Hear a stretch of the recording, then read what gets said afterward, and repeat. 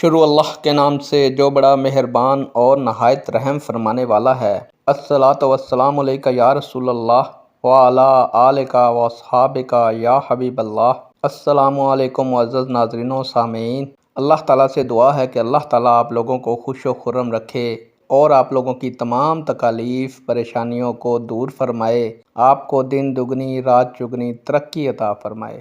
آج کی ویڈیو کا عنوان ہے کیا انبیاء علیہ السلام کو مزارات میں رزق دیا جاتا ہے؟ امید کروں گا کہ یہ معلومات آپ کے علم میں اضافہ فرمائے گی اور آپ اس ویڈیو کو شیئر کریں گے، چینل کو سبسکرائب کریں گے تاکہ دوسرے لوگ بھی اس معلومات سے مستفید ہو سکیں۔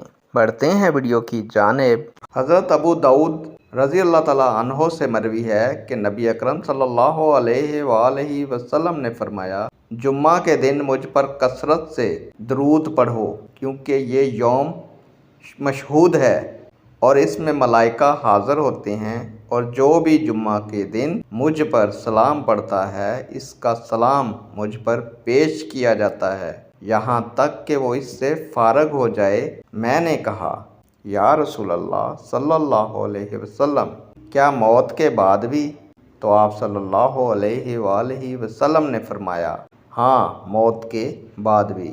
بے شک اللہ تعالیٰ نے زمین پر حرام کر دیا ہے کہ وہ انبیاء کرام علیہ السلام کے جسموں کو کھائے، پس اللہ تعالیٰ کا نبی زندہ ہوتا ہے اور اس کو رزق دیا جاتا ہے۔ سبحان اللہ۔